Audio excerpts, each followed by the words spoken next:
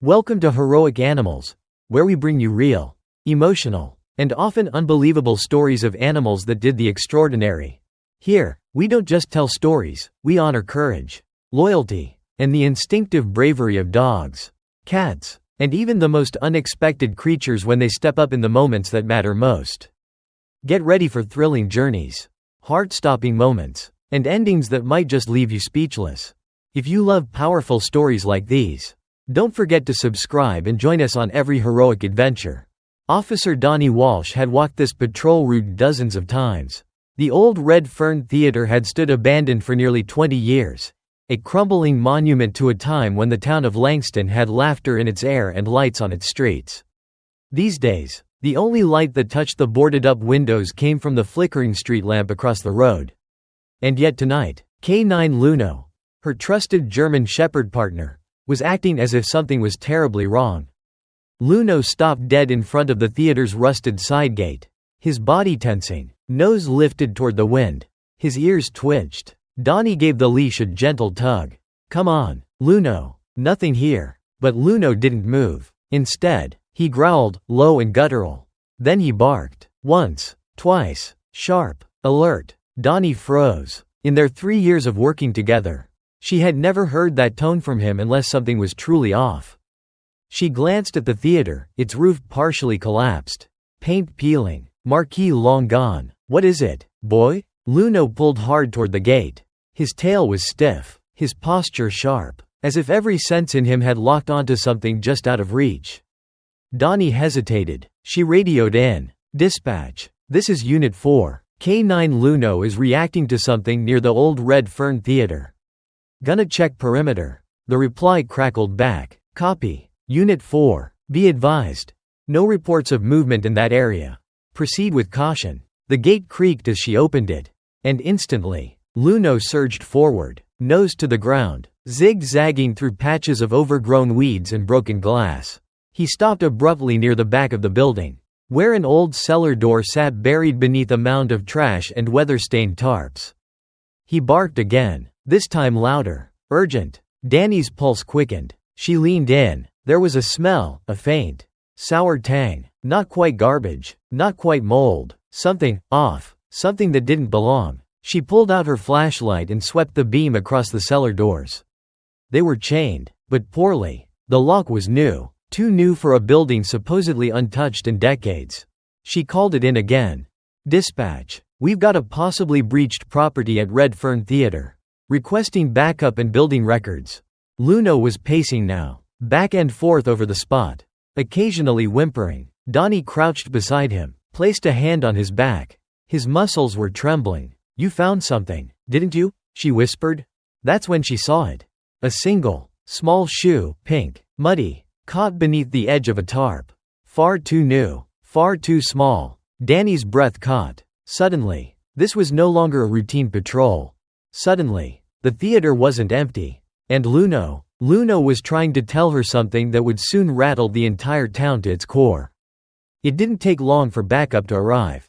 Sergeant Blake showed up first, his cruiser's headlights casting eerie shadows across the broken marquee.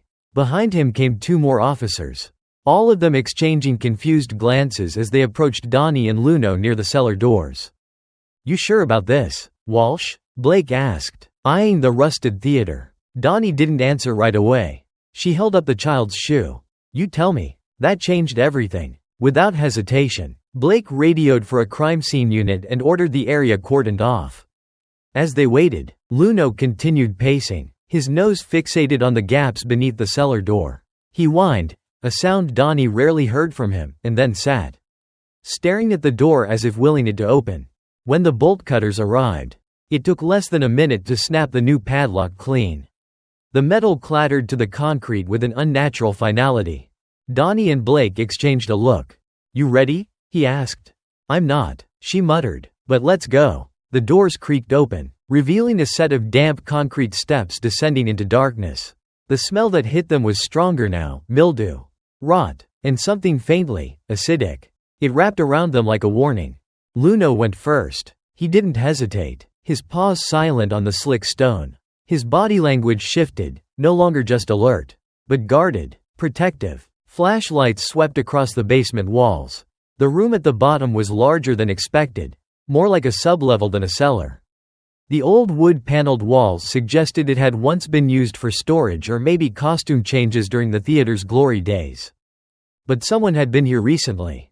Very recently. There were blankets, crumpled food wrappers, empty water bottles, a child's coloring book lying open on the floor. Danny's throat tightened. "Blake?" He nodded grimly, walking toward the makeshift bedding area. Then Luno barked sharply and darted toward the far wall, where a patch of drywall had clearly been disturbed. Claw marks scraped into the paint. Behind it, something hollow. Donnie moved closer and knocked on the wall. It echoed back, hollow and thin.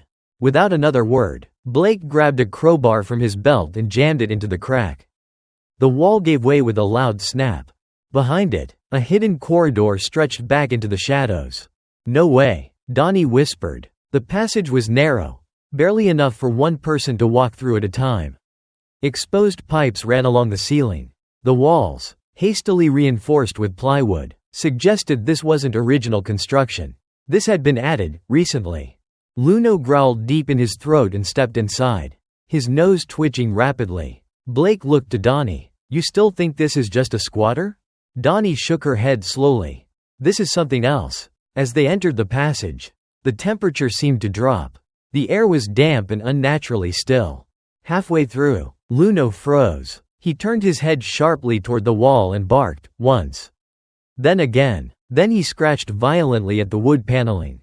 Blake pried at the spot again, and this time, they found it. A second hidden room, smaller, cruder. Inside, a pile of toys. Dolls, socks, drawings taped to the wall with crayon words like, "Please help," and "I want to go home." The silence was deafening. Donnie stepped forward, her flashlight trembling slightly in her hand. And then, a whisper. Barely audible, fragile. "Hello." The whisper was so faint Donnie almost thought she imagined it. But Luno didn't. The German shepherd's ears perked, his entire body shifting toward the far corner of the hidden room. He crept forward slowly, tail low, nose extended. His whine pierced the silence. Soft and pleading, like he was trying to say, "It's okay. You're safe now." Donnie followed close behind, her heart pounding in her ears. "Hello?" she called out gently. "My name is Officer Donnie Walsh. I'm with the police. We're here to help you. Can you come out?" For a few seconds, nothing. Then, from the shadows, a shape moved. A small child, maybe 7 or 8, crawled out from behind a battered cabinet. Her clothes were filthy, her knees scraped raw, and her eyes, they were wide and unblinking, filled with something deeper than fear. Trauma, exhaustion, silence. Luno moved first, inching forward on his belly. He let out a soft whimper, and the girl blinked at him as if seeing a dog for the first time in years. Then, slowly, she reached out and touched his fur. Donnie swallowed hard. "Sweetheart, what's your name?" The girl hesitated, her lips cracked as she whispered, "Maya." Blake stepped in behind them, muttering a curse under his breath. "How long has she been down here?" Donnie knelt beside the girl. "Maya, are you alone? Is anyone else here with you?" Maya's eyes darted toward the corridor behind them, the one they had just come from. Then, she whispered, "There were others." Danny's blood ran cold. "How many?" Maya didn't answer. Instead, she buried her face in Luno's fur, as if the dog were the only thing in the world she could trust. Blake stepped back into the corridor and radioed for emergency medics and child protection services. "We've got a minor located alive. Female, maybe 7. Possible signs of long-term captivity. Advise all units, we might have more victims." Donnie gently wrapped Maya in her jacket. "It's okay now. You're safe. We're going to take care of you." But Maya gripped her wrist suddenly, her voice trembling. "He said he'd come back tonight." Donnie froze. "Who?" Maya's gaze shifted toward the basement ceiling. "The man in the mask. He brings food. He tells us not to scream." Luno growled again. That same low, dangerous growl. Blake looked toward the stairs. "We're not alone," he said quietly. Above them, the wooden floorboards creaked. Once, twice, then again, closer. Someone was inside the theater. And he didn't know they were there. Yet, the footsteps above were deliberate, slow, measured, and unmistakably human. Donnie immediately clicked off her flashlight and motioned for Blake to do the same. The room fell into near total darkness. The only light now the faint glow from the stairwell behind them. Maya clutched tightly to Danny's arm, her small body shaking, while Luno pressed low against the ground. Eyes locked upward, muscles coiled like a spring. Blake whispered, "We need to get her out." Quietly. But the corridor they came through echoed with every step. And if the man upstairs was already near the basement door, they were cornered. Luno let out a low huff, turning his head toward a far corner of the hidden room. He nudged at a loose plywood board near the floor with his nose. Then looked back at Donnie. "Luno, what are you?" He nudged it again. A second later, they heard it. A faint gust of air, like wind escaping through a crack. Blake crouched and pried at the panel. It shifted with surprising ease, revealing a narrow tunnel barely large enough for a grown adult to crawl through. An old maintenance shaft. Donnie turned to Maya. "Sweetheart, can you crawl through small spaces?" Maya nodded. "Barely. We're going to go through there. Luno will go first. He'll protect you. Can you follow him?" Maya hesitated, then whispered, "Okay." Luno led the way, belly to the floor, disappearing into the tunnel. Maya crawled in next, followed by Donnie, with Blake taking up the rear, pushing the panel back into place behind them. The shaft was tight, musty, filled with the scent of mold and rust. Their breath came shallow, echoing off the tin walls. Every movement felt amplified, knees on metal, breath catching in throats, hearts pounding against ribs. Behind them, the sound of the basement door creaking open echoed like a thunderclap. Then, boots on concrete. He was inside. Whoever the man in the mask was, he'd returned. In the shaft, Donnie could hear her own pulse, could feel Maya's fear radiating like heat. She whispered softly, "You're doing great, Maya. Almost there." After what felt like forever, Luno paused at the end of the shaft and let out a soft bark. Ahead of him was a rusted vent panel, partially broken. Beyond it, faint light, street light. They were close to the outside wall. Blake reached forward and kicked the vent loose with one push. Cool night air rushed in. They scrambled out into the alley behind the theater just as two more squad cars arrived. Sirens off, lights dimmed. Donnie scooped Maya into her arms and waved frantically. Suspect inside, possibly armed. Backup needed now. Officers drew weapons and circled the front of the building as Luno growled and barked toward the side entrance. The officers stormed in. Shouts echoed through the old theater. Heavy boots on tile, radios crackling. And then, silence. No suspect. Just an open backpack near the basement stairs, filled with syringes, rope, and photos. Dozens of them. Children, bound, frightened. Some looked like they'd been taken right there in that same basement. Donnie turned away and held Maya tighter. She felt Luno press against her leg. Silent but steady. The monster was real, and they were just beginning to learn how deep the horror ran. By morning, the old Red Fern Theater had turned into a crime scene swarming with officers, investigators, and forensics teams. Yellow tape sealed the entire block. Reporters lingered beyond the barricades, shouting questions no one dared answer yet. Inside an ambulance parked nearby, Maya sat wrapped in a thermal blanket, sipping hot cocoa she hadn't yet tasted. Her eyes stared blankly ahead, her body still trembling occasionally. Paramedics had confirmed she was malnourished but stable, physically. At least. Officer Donnie Walsh sat beside her, Luno lying quietly at Maya's feet, head resting protectively near her legs. The bond between them was already unspoken but unmistakable. A therapist arrived, gentle and warm-voiced, crouching to Maya's level. Donnie moved back to give space. But Maya's hand reached out suddenly, gripping her wrist again. "Don't go," she whispered. "You believe me?" Donnie nodded. "I'm not going anywhere." It took some time, but eventually, Maya began to talk. "Not everything, but enough. There were 6 of us, in the beginning," she said, eyes unmoving. "He brought us in one by one.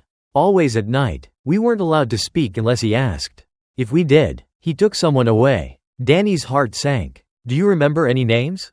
The other children?" Maya nodded slowly. "Alex, Nina, a boy who cried a lot. He stopped crying after a while." Donnie jotted the names down in her notebook. Nearby, Blake approached with a grim look on his face. "We found something else," he said, voice low, hidden under one of the floorboards. He held up a small, leather-bound journal. The cover was worn and stained, but the inside was neatly organized. Chillingly so. Dates, times, locations, and names. Many names. Some crossed out, others underlined. Dozens of them. Donnie flipped through quickly. Some had photos attached. Many of the children matched missing persons bulletins from towns miles, sometimes hundreds of miles, away. This wasn't the work of a random drifter or squatter. It was a system. Planned. Deliberate. And it had gone unnoticed for years. What about fingerprints? Cameras? Donnie asked. Blake shook his head. The guy was careful. No prints. No visible face in any photo. He wore gloves. A mask. But the journal, he must have kept it close. Probably didn't expect us to dig up that hidden passage. At Danny's feet, Luno lifted his head and stood. Tail stiff. Nose twitching again. He walked away from the ambulance and toward the pile of evidence bags set by the forensic van. He stopped beside one particular bag. Barked once. Then pawed at it. Donnie rushed over. Inside the bag, a crumpled jacket. Something most officers hadn't noticed. But Luno had. She unzipped it. Inside the lining, a hidden pocket. And tucked in that pocket, another folded sheet of paper. This one was different. It had a hand-drawn map. A crude one. But it showed a network of tunnels. Beneath the theater. And branching out. Way out. Blake, Donnie called. Her voice tight. This wasn't the only place. He read the map. Jaw clenching. There are more rooms. More hiding places. Maybe even more children. Still waiting. Still silent. Still underground. Luno growled softly. He was ready to go back in. And so was Donnie. The map was barely legible, drawn in pencil on yellowed paper. Smudged and water-stained, but it was enough. Enough to trace the outline of something that had been hiding in plain sight. A network. A system. Not just beneath the Red Fern Theater, but stretching beyond it, beneath abandoned stores, old service alleys, and even a condemned community center 3 blocks away. Blake laid the map out on the hood of his cruiser. Surrounded by officers, detectives, and engineers from Public Works who confirmed the terrifying possibility. These tunnels were part of Langston's original sewage and utility system back in the early 1900s. One of them explained, most were closed off and sealed decades ago. But if someone reopened access, they could move through the town without ever being seen. Donnie stared at the map. Her eyes narrowing. There's a marked X right here. She pointed. The theater's basement was just one room. What's this? 2 blocks north. The Public Works engineer hesitated. That would be under the old Ridgeway print shop. That place has been shut since the fire in '09. Let's gear up, Blake ordered. We're going in. An hour later, Donnie, Blake, and a small tactical team, joined by Luno, stood outside the crumbling print shop. Boards covered the windows, and the front door was nailed shut. They entered through a side alley, cutting through layers of plywood and rusted locks until they reached the inside, dust-choked and dark. The floor still marked with ash and fire damage. Luno immediately caught a scent. He moved fast, sniffing, circling, then stopping at what looked like an old trapdoor beneath a broken press machine. He barked twice. The team pried it open. A cold wind hit their faces from below. Blackness. Silence. Danny's flashlight cut into the dark, revealing a ladder that descended into a tunnel, the same kind of narrow, brick-lined shaft they had found beneath the theater.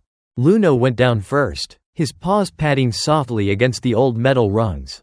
Donnie followed, heart pounding. Behind her, the rest of the team descended one by one. The tunnel was different here. Older, wetter, more decayed. And yet, someone had been here recently. Footprints in the mud, a trail of candy wrappers, a child's drawing pinned to a wall with a bent nail. A few steps further, and they saw it, a metal door. Clean, new, completely out of place. Blake approached first, weapon raised. He pressed his ear against the steel.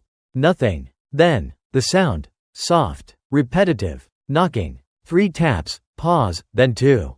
Donnie whispered, "That's a signal." She stepped forward, knocked back. Once, twice, 3 times. Silence. Then came the most haunting sound of all, a child's voice. Barely audible behind the door. "Is it safe now?" Luno barked sharply, pressing against the frame. "Step back." Blake said. With one swift kick, the door gave way. And inside, 6 children. Dirty, thin, eyes wide and blinking against the sudden light. One of them clutched a worn teddy bear. Another held a broken action figure. A third child didn't speak, just stared at the officers. Too stunned to cry. Donnie dropped to her knees. "It's okay," she said, her voice cracking. "We've found you." Luno moved among the children gently, wagging his tail. One by one, they reached for him, like he was the only real thing in a world that had gone cold. And for the first time in days, some of them smiled. The children were rushed out one by one, wrapped in blankets, carried gently into waiting ambulances. Officers stood in stunned silence as the rescue unfolded. Some looked away, others clenched fists. It was hard not to cry, harder not to scream. Donnie stood beside the last child, her hand resting on Luno's back. The shepherd hadn't moved from the boy's side until paramedics arrived. He simply stood guard, a silent sentinel, his eyes never leaving the shadows of the tunnel. Blake approached, his face pale. "None of them know his name." "The man in the mask?" Donnie asked. Blake nodded. "They say he never speaks unless he has to. Wears gloves. Comes at night." One of the kids said he called himself caretaker. But they all say the same thing, he never shows his face. Donnie exhaled slowly. "He's still out there." Blake didn't respond. Instead, he pulled something from his pocket, a folded photograph. Burned at the edges. Retrieved from the journal Luno had uncovered earlier. It showed a man in a long coat standing beside a white van. The license plate was obscured. The image was grainy, but something about the man's posture felt wrong. Staged. Calculated. "We've got tech trying to enhance it," Blake said, "but it's not much." Luno suddenly lifted his head. Ears perked. Then he turned sharply and began trotting toward the end of the tunnel, the part of the map they hadn't yet reached. "Wait," Donnie said. "There's more?" Blake unfolded the map again. "That last passage, beneath the old train yard. We thought it was sealed." Luno didn't think so. The train yard had been decommissioned for years. Fenced off and forgotten. Weeds grew through the gravel tracks, and the rusting train cars stood like skeletal giants along the edge of town. But the blueprints, now verified by city records, showed that an old freight warehouse had once had direct access to the same tunnel system. Luno led them straight there. The building loomed ahead, brick, half collapsed, windows shattered. Inside, the dust was thick, but the footprints were fresh. Blake drew his weapon. Donnie did too. Luno's body was rigid, every movement careful. He sniffed the floor, then barked once, sharply. Behind a stack of rotted wooden crates was a trapdoor. Unlocked. Donnie reached for the handle. "Ready?" Blake nodded. She yanked it open, and Luno dropped down first. The tunnel below was drier here. Narrower. It smelled of bleach and oil. Industrial, not like the other places. And at the far end of the passage, under a single flickering bulb, was a desk. On it, a laptop, a burner phone, an open ledger, more photographs. And behind the desk, a wall of monitors, grainy black and white feeds of various locations, the theater, the print shop, even the children's rooms. He had been watching them. Watching the police. Watching Donnie. But the room was empty. Blake moved to the desk, scanning it quickly. He was just here, minutes ago. "Is there a way out?" Donnie asked. Blake looked around. "Only one tunnel out. It leads west, toward the quarry." Luno barked sharply. He was already at the far wall, pawing at loose gravel. A trail. Fresh footprints. Boots. "He's running," Donnie said. "No," Blake corrected. "He's been planning this." She looked down at the desk again, at one final photo. Placed deliberately on top. It was her. Taken from a distance. She was walking Luno. The date was 3 days ago. Her blood ran cold. "He's watching us," she whispered. "And he's not done." The trail led west, through a tunnel that grew colder with every step. The air thickened, the walls closed in, and the silence, it was no longer just quiet. It was expectant, like the very ground was holding its breath. Luno led the way. Focused. Deliberate. Snout low to the earth. Tail stiff behind him. His paws hit the dirt with silent conviction. He was locked in now, tracking not just a scent, but an intent. Something dark. Something wrong. Donnie followed, her flashlight beam bouncing off the wet stone. Beside her, Blake's radio crackled with updates, units surrounding the quarry above, drones scanning the area. But here, underground, it was just them and whatever waited at the end of this path. The tunnel veered right, then down, and suddenly widened into an open chamber, an old utility bunker. Long forgotten. Inside, lights strung hastily across the ceiling. A cot, canned food, boxes, surveillance equipment, and standing in the middle of it all, was him. The caretaker. He wore the mask, plain, featureless, white. His body was still, hands gloved, posture almost calm. Donnie raised her weapon. Don't move. But he didn't flinch. Instead, he turned slowly to face them, and what he said chilled her to the bone. I was trying to save them. Blake's voice was tight. Save them? You kidnapped them. I rescued them from worse. The man replied evenly. Drugs. Foster homes where they're sold. Parents who traded them for a fix. You think you're heroes. You're just cleaning up after the real rot. Donnie stepped forward, breath shaking. You tortured them, kept them in darkness. I protected them from the world that created them, he said, voice rising now, and they were starting to understand. Some even thanked me. No, Donnie said flatly. They feared you. The man tilted his head, mask catching the light. And now you'll ruin it all. His hand twitched toward his belt. But Luno was faster. In a blur of fur and fury, the K9 leapt forward, knocking the masked man hard to the ground. His scream echoed through the bunker as Luno clamped down on his wrist, the weapon falling uselessly to the side. Donnie rushed in, cuffing him quickly, breathing hard. It's over. The man struggled beneath her. You don't understand, there are more. Blake stared down at him. We will find them. The caretaker laughed, a low, rattling sound. You'll never keep up. This isn't just me. And then he went silent. 2 weeks later, the children were in protective custody now, eating real meals, playing under sunlight, being called by their names again. Maya hadn't let go of Luno's photo since they parted. The tunnels were being excavated, block by block, and the man behind the mask? He refused to speak again. Not a name, not a motive, nothing. But in his bunker, they found something else. A ledger, with more names, more towns, more places marked with red X's. The investigation was just beginning. But one thing was clear. If it weren't for Luno, they never would have found any of it.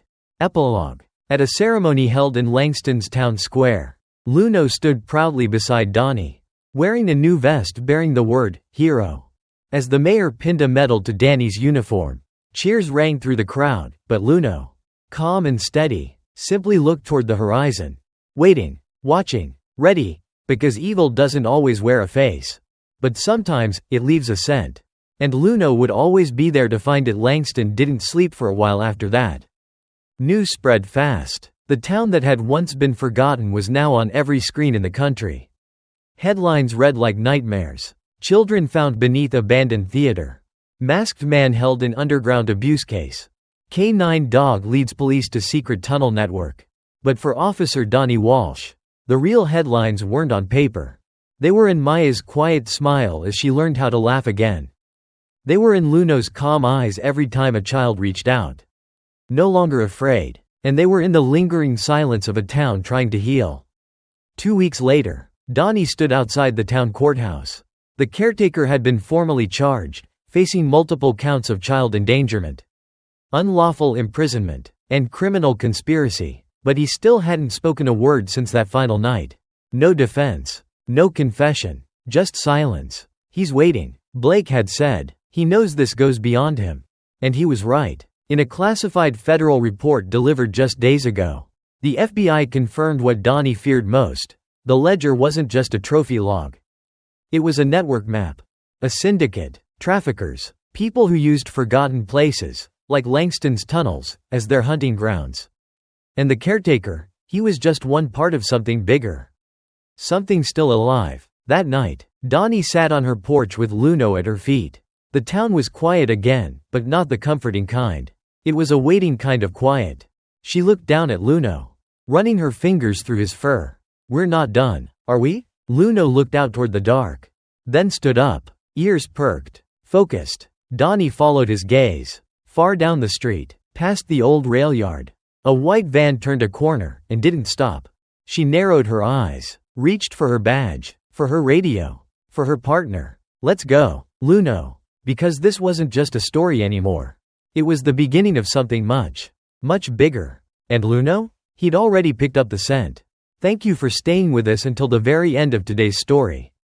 If this story moved you, made you think, or simply reminded you of the hidden power of animals, we're honored to have shared this moment with you.